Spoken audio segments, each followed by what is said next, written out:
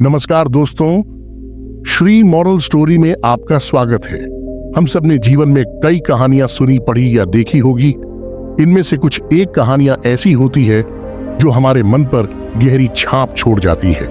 आज मैं आपके समक्ष ऐसी ही एक मोटिवेशनल हिंदी स्टोरी लाया हूं जो आपको मोटिवेट तो करेगी ही, साथ ही आपको अपने आप को इंप्रूव करने का रास्ता भी बताएगी। बस आपको इस कहानी को पूरा सुनना होगा। एक समय की बात है, एक शिष्य अपने गुरु का बहुत सम्मान करता था। गुरु का भी उस शिष्य से बहुत गहरा लगाव था, लेकिन वह शिष्य स्वभाव से बहुत सुस्त और आलसी था।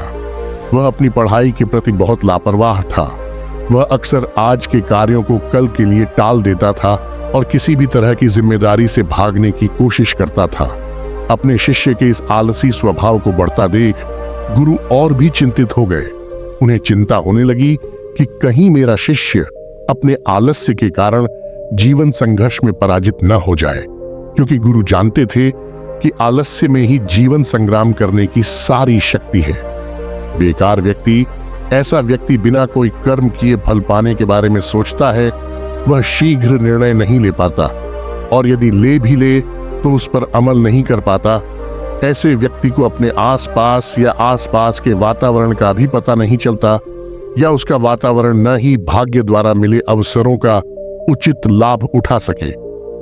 गुरु ने अपने मन में अपने शिष्य के इस सुस्त स्वभाव को खत्म करने के लिए एक योजना बनाई। एक दिन गुरु ने शिष्य को एक चमकदार सफेद पत्थर दिया और कहा, मैं तुम्हें 2 दिनों के लिए इस जादुई पत्थर का एक टुकड़ा देने जा रहा हूं।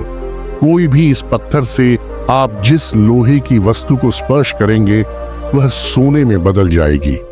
तुम इन 2 दिनों में जितना चाहो उतना सोना बना सकते हो, लेकिन याद रखना, अगले दिन सूर्यास्त के बाद मैं तुमसे यह जादुई पत्थर वापस ले लूंगा। शिष्य इस अवसर को पाकर बहुत खुश हुआ।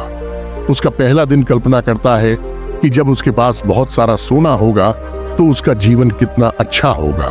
वह कितना खुश, प्रसन्न, समृद्ध और संतुष्ट होगा। उसके पास इतने नौकर चाकर होंगे कि उसे पानी पीने के लिए भी नहीं उठाना पड़ेगा।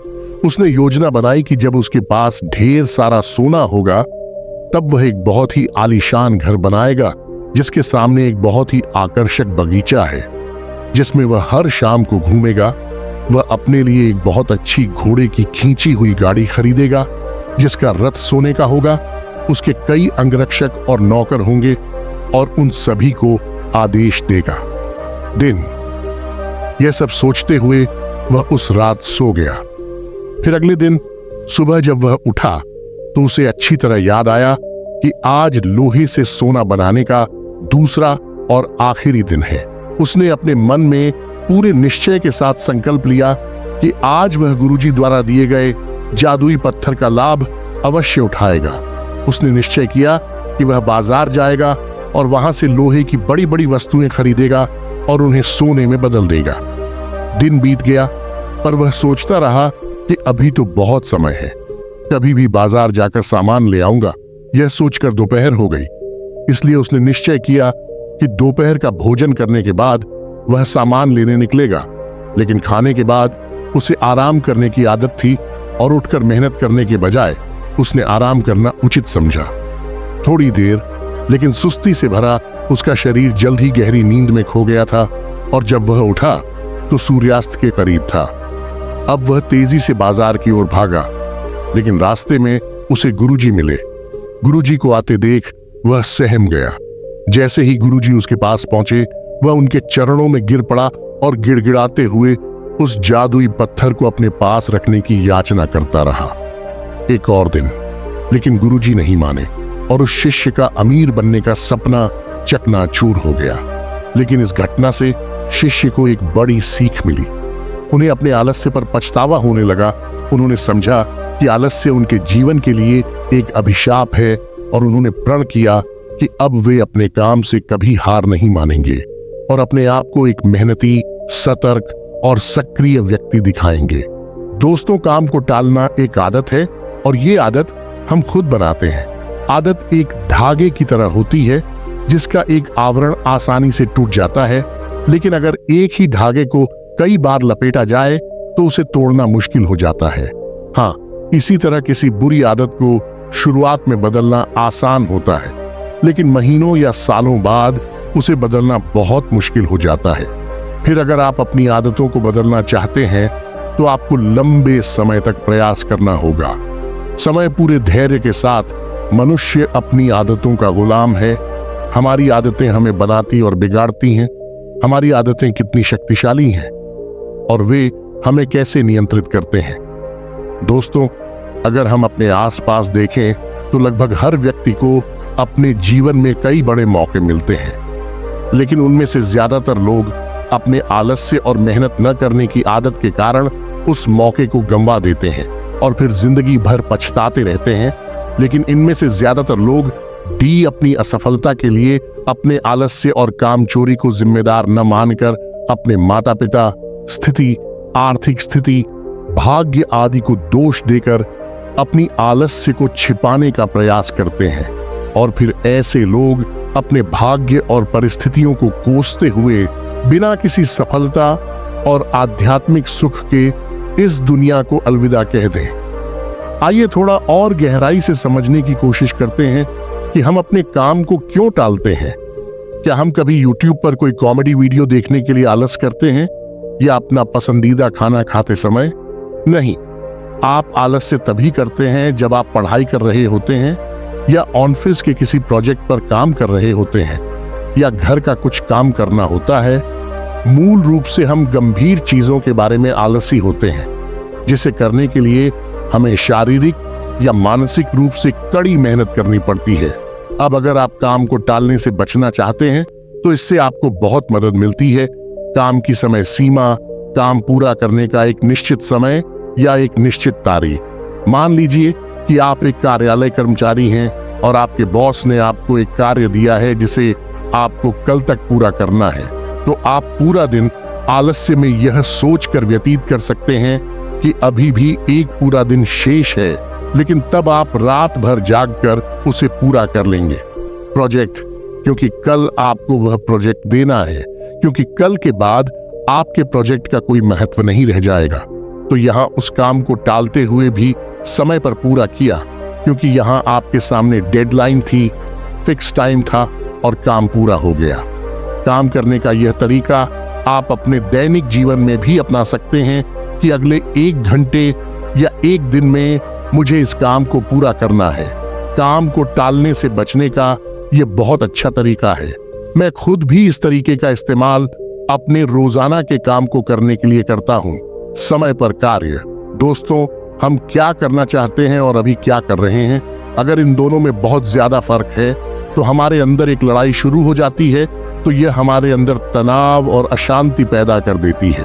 आलस्य एक ऐसी चीज है जो इंसान करता तो है, लेकिन करने से कभी खुश नहीं होता। मान लीजिए आज आपको कोई काम करना था, लेकिन आपके दोस्त आए और बोले, भाई चलो घूमने चलते हैं, मौज करते हैं, और तुम निकल जाते हो उनके साथ घूमने के लिए। आप दिन भर घूमते हैं, लेकिन आपके दिमाग में हर वक्त यही चलता रहेगा कि मुझे आज वो काम करना था, वो काम छूट गया। और इसी सोच की वजह से आप उस पूरे दिन को ठीक से एंजॉय नहीं कर पाएंगे, और शाम को जब आप घर वापस आएंगे तो उस काम को करने को लेकर आपको पहले से ज्यादा स्ट्रेस होगा। तो इस तरह से आपका काम भी नहीं हो पाएगा। हो जाए न मौज मस्ती कर पाए और पूरा दिन भी बीत गया। यहाँ तो अच्छा होता, यही अच्छा होता। आलस न करते तो पहले अपना काम करते और फिर बाद में घूमने चले जाते, तो जरूर तुम अधिक आनंद ले सकते हैं और तनाव मुक्त रह सकते हैं। एक बात और गौर करने वाली है कि काम को टालने से हमें ग्लानि होती है। जब काम टालने से हमें खुशी नहीं मिलती तो काम क्यों टालते हैं? इसके पीछे 5 बड़े कारण हैं।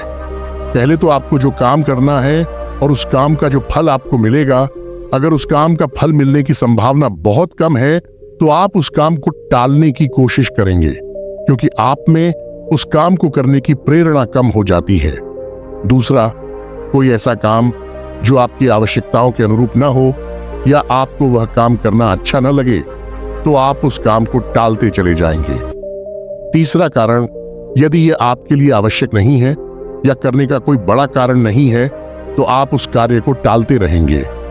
चौथा, यदि हमें किसी काम को तुरंत करने का लाभ मिल जाए तो हम उस काम को करने से ज्यादा उस काम को करने के लिए उत्साहित होंगे जिसका हमें काफी समय बाद लाभ मिले, और फिर हम ऐसी चीजों से बचने की कोशिश करते हैं।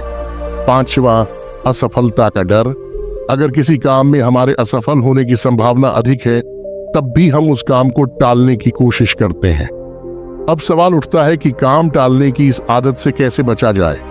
देखिए, अगर किसी काम को करने में ये 4 चीजें आपको मिल रही हैं, तो आप हर हाल में वह काम करेंगे। पहला, मनचाहा परिणाम। दूसरा, आपके पास उस काम में सफल होने के पूरे चांस हैं। तीसरा, जो अभी लाभ मिल रहा है, काम करने के बाद आपको अधिक लाभ मिलना शुरू हो जाएगा। और चौथा, जब काम का फल तुरंत मिल जाए या काम खत्म होते ही आपको फायदा हो जाए। अब बात करते हैं उपाय की। काम को टालने की आदत से कैसे बचें? तो इसके लिए आप पहले एक पेन और पेपर लें और खुद से पूछें और लिखें कि मैं काम क्यों टाल रहा हूं। ऐसा करने से आपको काम टालने का कारण पता चल जाएगा, और कारण पता चलते ही आपकी आधी समस्या यहीं खत्म हो जाएगी। उदाहरण के लिए, यदि आप एक कार्यालय कर्मचारी हैं और आप काम को टाल रहे हैं क्योंकि आपके पास अपने काम के लिए प्रेरणा नहीं है, तो आपको यह पसंद नहीं है, या आप सोचते हैं कि मैं इतना बड़ा काम क्या कर रहा हूं, मेरे बिना काम के भी कंपनी का काम चल रहा है, तो कागज पर लिखो कि नौकरी से निकाल दिया तो। यदि आप बेरोजगार हो जाते हैं तो क्या होता है, आपको कितनी परेशानियों का सामना करना पड़ेगा। यदि आप एक छात्र हैं और सिर्फ इसलिए पढ़ाई टालते रहते हैं क्योंकि आप जानते हैं कि आप पहली रैंक प्राप्त नहीं कर सकते, तो आप पढ़ाई में बहुत अच्छा नहीं कर सकते। फिर कुछ काम करो जिसमें तुम हो, आपको विश्वास है कि आप बहुत अच्छा कर सकते हैं, उसमें अपना नाम बना सकते हैं। अगर आप किसी बड़ी परीक्षा की तैयारी कर रहे हैं और आपका इनाम 1-2 साल बाद आने वाला है, तो अपने काम को छोटे छोटे चरणों में बांट लें और हर कदम को पूरा करने के बाद खुद को इनाम दें। इससे आप अपने काम के प्रति लगातार प्रेरित हो पाएंगे। अगर आप किसी काम को सिर्फ इसीलिए टाल रहे हैं, या आप कोई बड़ा फैसला सिर्फ इसीलिए नहीं ले पा रहे हैं क्योंकि आप उस काम में असफल नहीं हो रहे हैं, तो एक बात हमेशा याद रखें कि असफल होने से बड़ा पाप कोशिश नहीं करना है। क्योंकि अगर आप कोशिश नहीं करते हैं, आज आप जीवन भर पछताते रह जाओगे कि काश एक बार कोशिश की होती। और फेल होने का डर असल में हमारे अंदर का अहंकार है, जो हमें डराता रहता है कि अगर हम फेल हो गए तो लोग क्या कहेंगे, लोग मुझ पर हंसेंगे, मेरा मजाक उड़ाया जाएगा। यकीन मानिए दोस्तों, हमारा घमंड, हमारा अहंकार दुनिया की सबसे बेकार चीज है। कोशिश करने के बाद असफल होने पर आपको अल्पावधि में पछतावा हो सकता है, लेकिन असफल होने के डर से प्रयास न करना आपको लंबे समय में बहुत पश्चाताप और आत्मघृणा से भर देगा। इसलिए असफल होने से डरो मत, कोशिश करो।